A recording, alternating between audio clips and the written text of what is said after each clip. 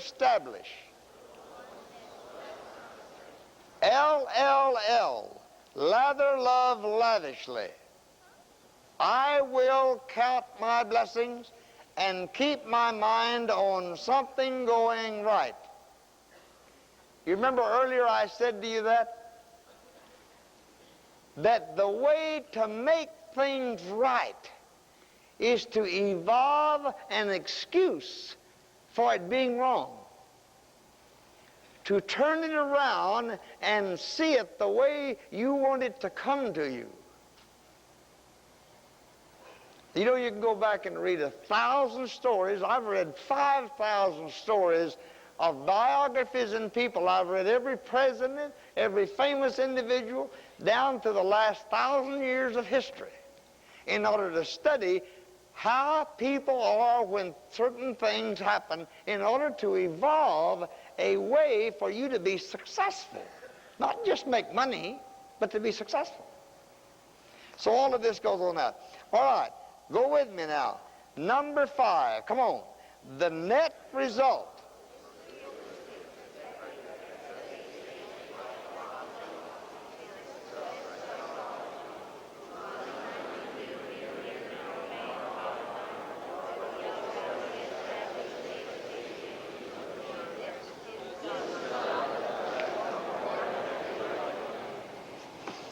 All right, look here.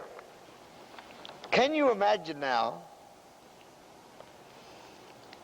that if we take this heading that we call fundamental axioms, we put together Parker principles, we put together what we call the seminar principles, which is the evaluation of this infinite oneness drawing, and if suddenly we come down to a line that says the end product of which we search is to become naturally right for me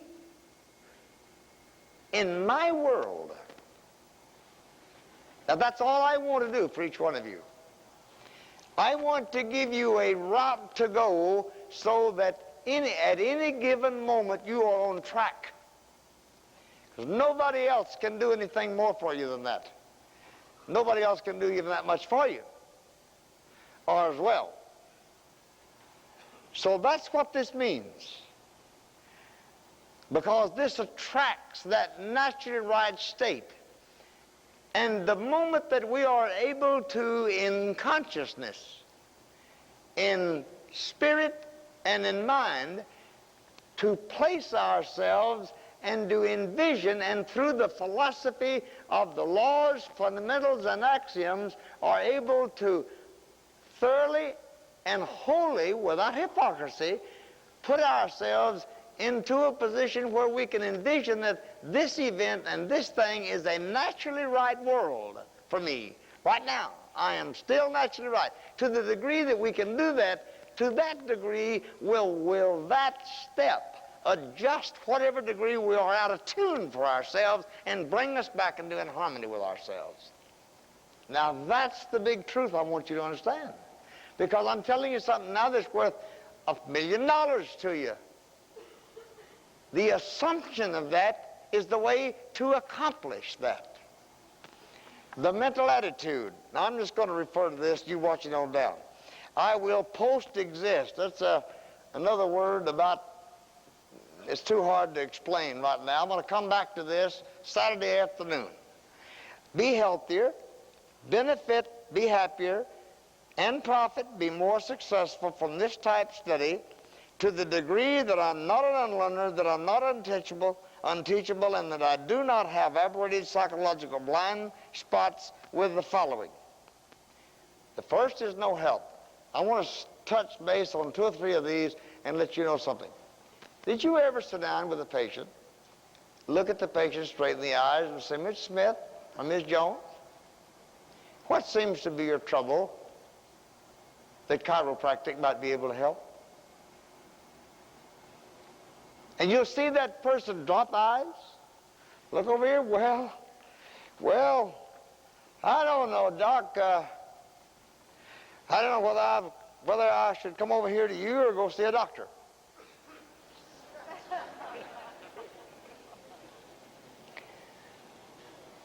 Now, when something like that happens, you have an individual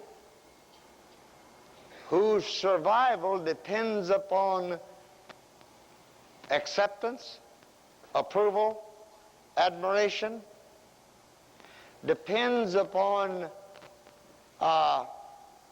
being sick more than being well. And you've got to turn that person around to give that person acceptance and admiration and approval and appreciation for getting well instead of being sick. Now, the husband won't do it. The children won't do it. They are all in a terrible negative cycle at home. This poor woman is 43 years old. She started into the change of life. She's had menstrual cramps all of her life. She's had 2 of her 4 children born by hysterectomies. She's had a hysterectomy and so forth. She's now still sick. Well, I said, oh boy. I got some new definitions for some of these things. Now, you've got a no-help situation. Let me tell you that you can adjust that atlas for 1,000 years, and you're not going to do anything except make the atlas sore. You're wasting her time, you're wasting your own self-respect and your own honor. It's not going to help. So I'm saying to you that there are ways to go through the ABCs of consultation, what we call open examination, orthopedic, physical, emotional, neurological examination. We're going to take you through that tonight, tomorrow morning are the material and tools that you do, and then I'm going to run you through it tomorrow afternoon and tell you how to build word for word and sentence by sentence how to structure these things to elicit that certain kind of a philosophy and a feeling from that patient. This no-help point, I stop at this point in most classes because it is such a valid situation. If you want to help humanity, you've got to be aware of what the quality interferences are. These words in here are words that bring up to the surface quality interferences. No effect on me. I had a twin brother to come to the seminar many years ago. He was both Palmer graduates, practiced in the same kind of an area, all that sort of thing. One twin got up to where he was making $3,500 a month. Now that was 30 years ago was a lot of money, like $15,000 a month today. The other brother resented his brother wanting him to come to the seminar all the time, came 3 times, and was not even in practice anymore. He actually had a no effect on me, won't help me, because he had rather not be successful than to be wrong. And that's what developed. And I watched this case for a number of years. It was very heartening to me because I loved the folks. They were fine, fine people. But it was a psychological block that kept this individual from being, as a matter of fact, he's gone out and made more money than anybody else has made since. But nonetheless, it still affected him in that light. Won't duplicate, high ego, resentment, excessive self-expression urge. Money is either God or evil. Does any of you have the concept that money is evil, sinful? I guess maybe if I offered you a $100 bill that you wouldn't have that concept. My wife doesn't. She has a concept that's very nice and pure. She's a fine Christian girl, but she loves that dollar.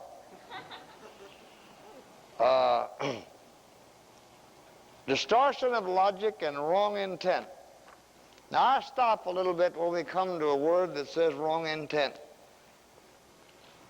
Let me tell you that I do that because all of us have a little bit of larceny in our blood. It's so much fun to buy something wholesale. It's just so damn nice to just get a little, to shaft somebody just a little bit. Just to get a little get the leading edge, you know. Well, let me tell you something. In my studies of people, especially in this century,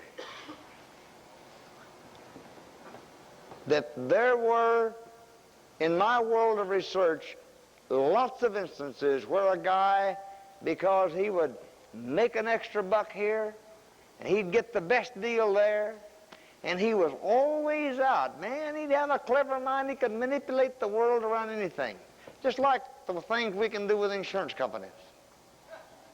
And he would make an extra buck here and an extra dollar there and get the edge on somebody else.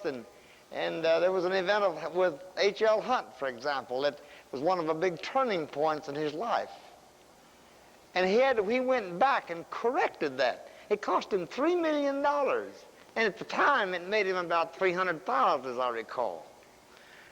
And he went back and corrected this event in life, because he tells about it in the book he wrote. But what I'm talking about is that the chiropractic profession, and I think that I've helped do this, the chiropractic profession today can have a system to be. You know, there's about 100,000 of us. There's about 25, 27,000 all over the world in chiropractors. Almost that many spouses. About 50, 60,000 CAs. So we've got 100,000 people who are on the payroll of the chiropractic profession throughout the world.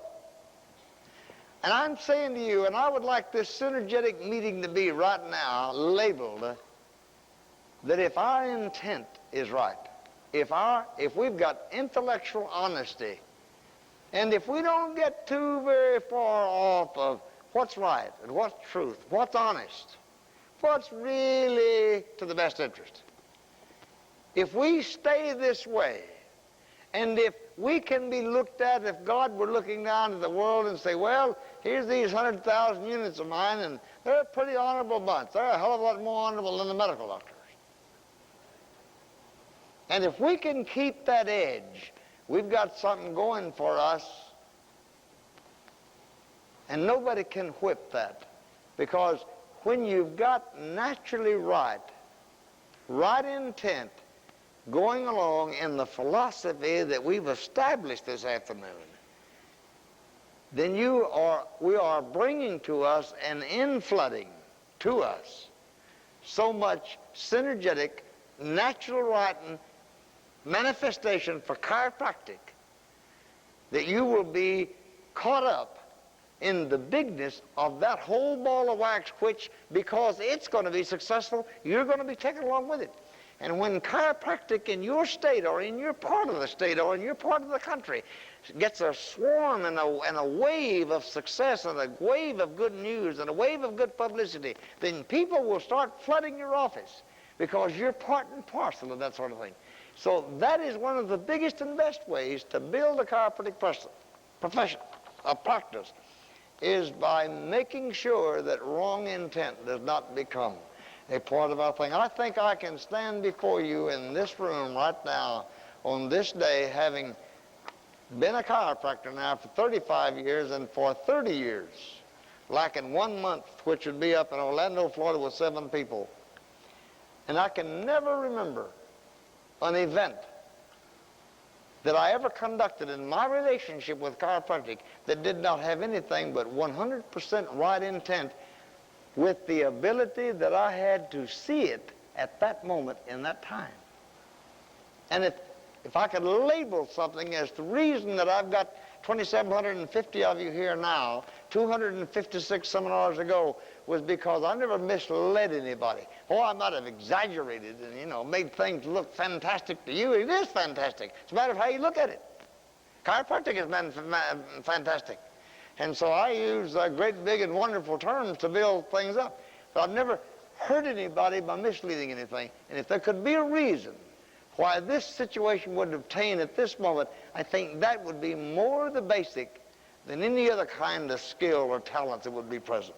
Then I take 5 minutes to say this at this point in time because I don't want you to be dishonest. Would you go out here and share whatever it is and steal something? Would you pick up something and slip in your pocket or in your briefcase and walk off with it because you could do it, because nobody would catch you? Ask yourself that question. If the answer is, well, yes, I would. If that's the answer, let me tell you that you are absolutely stealing from yourself. I mean, the very philosophy that you haven't arrived yet at that point that, yes, I would steal. Yes, I would take something that did not belong to me. Yes, I would do that. That is thievery. And it's not what you lose or win. It's not the fact that we lose something like that because I can afford it. But it is the fact that it's an event of life. That's what I would hope that you'd make another analysis on in your existence. I want to move over here. Number 7, to attract the SHH of the universe, I will eliminate fear of the future, worry over the past, and anxiety for the trouble. Anxiety for the present. Number 8, to eliminate fear, worry, and anxiety, I will develop present time consciousness. Number 9, to fulfill my mission, talent, destiny of the universe, and attract the naturally right patients, people, places, things, events, situations for me. I will love each patient, person as a father, mother, brother, sister, child, to increase the number of new patients, return of former patients, my services to the sick, and therefore my income. I will improve and upgrade my practice, success, and healing consciousness. And number 3, the physical way. Number 11, to develop PSHC. And don't forget that's practice, success, and healing consciousness. I must advance because nature is always advancing, and to advance I must more than fill up my present place.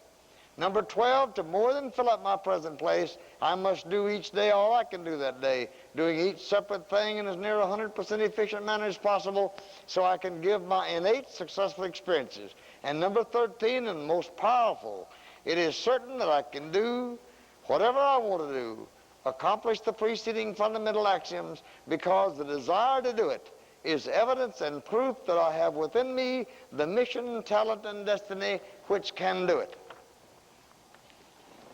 Now let me take those last 3 under the physical way and give you a summarization.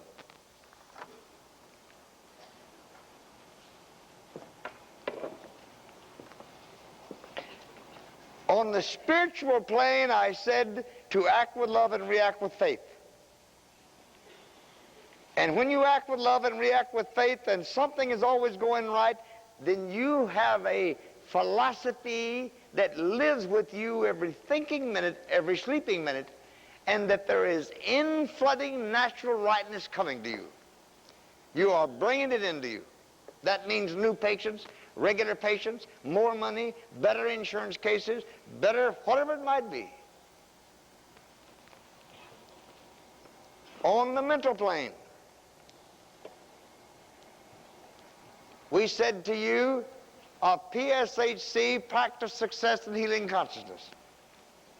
Let me explain that PC, practice consciousness, is that area from 9 to 6 during the office. Practice consciousness designates your ability, your skill, and your capability during that 9 to 6 hours. Are you in control? Are you comfortable? Do you have self-confidence? 9 to 6.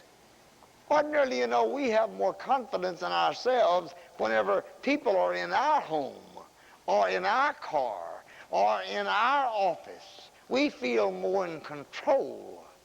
That's practice consciousness. Success consciousness, or SC, is that world outside of beyond 6 o'clock up till 9 o'clock the next morning and the weekends. In other words, outside of 40 hours a week. That's success consciousness. You know how many people work and work hard and save money and they get $20,000 a head and they put it in stock or they buy a piece of land and then they move town the other direction. All of this happens and they lose because there's success consciousness that there's not a high degree of faith, confidence, and belief in oneself, in investments, in business, in skills, and that kind of thing. Goes to the best plan that we've got going, one of the best things we've ever done, by the way.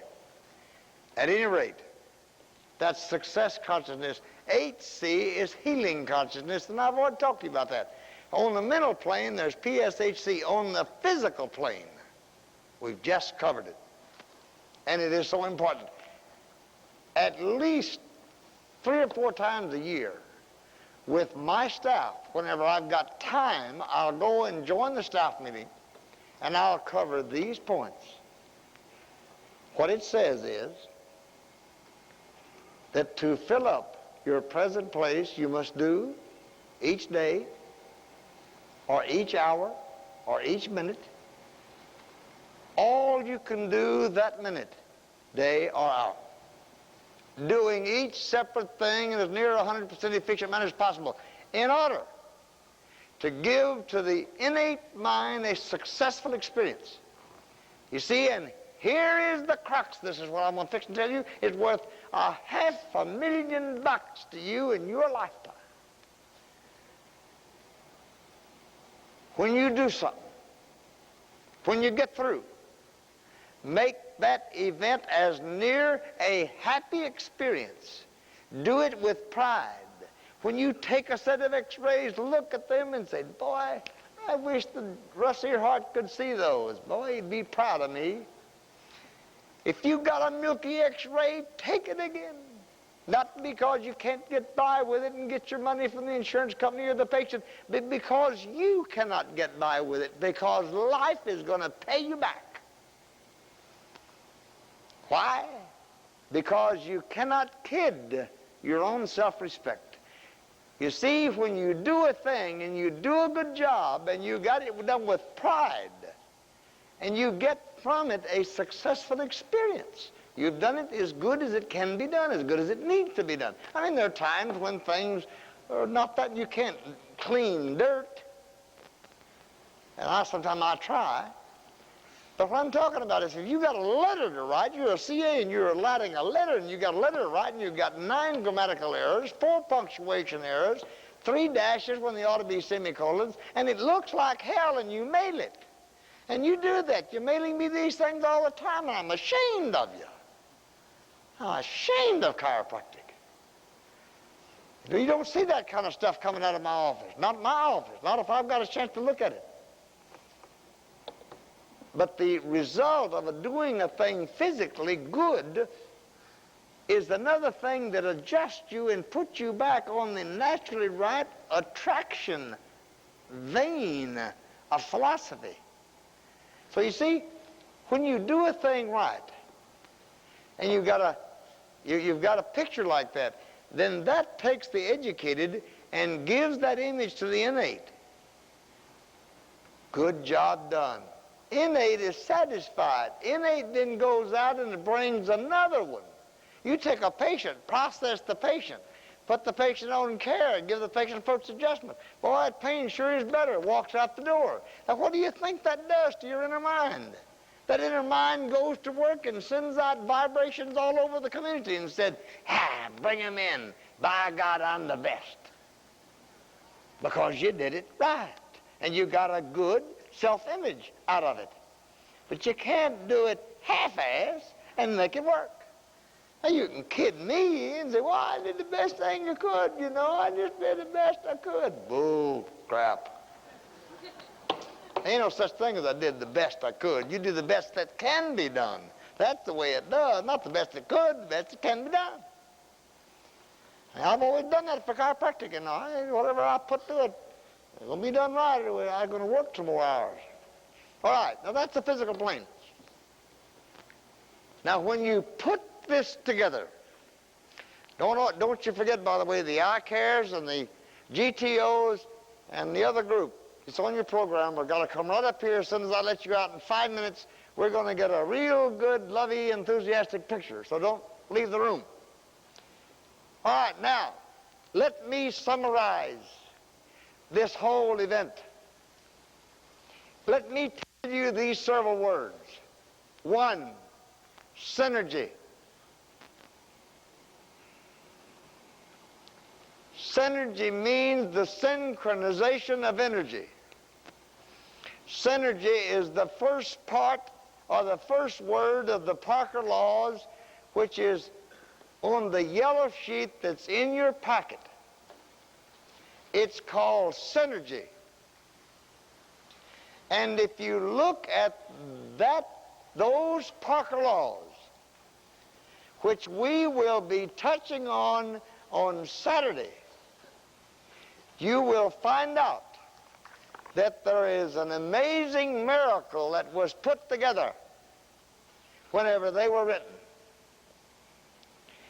When you read these words and you find out that they were 77, if you can imagine, whenever I looked down after writing these and looked at them, and they were precisely 77 words in there, which is just symbolic. It doesn't mean anything any more than 76, 78, except that it does say that, to me, a symbolism that you're really on the ball. You're really in tune. Now, if you read the rhythm of those 77 words, it says, through the synergy of he and she creative imagination, new and larger goals will automatically develop powerful, effective practice, success, and healing consciousness pretty damn quick. And the inevitable consequences, compensation, if only because you try, has to be that you will win and grow and love and be loved. There is a book, an entire encyclopedia involved in those 77 words. I may make them a book one of these days if I can ever get rid of having to work at chiropractic for a while. I've got about 10 books in my head. I hope I live long enough to get them on paper. But whenever you see the one synergy, then I want you to remember that the finest place for chiropractic synergy in the world is right here. The synergy that is generated whether you are asleep or awake. The very concept of the omnipotence of chiropractic principle is the biggest and profound aspect of the deep studies that we make this afternoon. I want you to be aware of it, and I'm trying to evaluate it for you. I'm trying to say to you that synergy, the synchronization of energy is working together, is like the mastermind principle, is like the various staff conferences that you have with your group. And that just like the universe is already absolutely, perfectly, beautifully organized, and because you now have a method by which you can be like they, or be like the universe, and once you assume that position, your naturally right fulfillment comes in, and you are then guided by God, guided by universal intelligence, guided by innate. You are led rather than leading.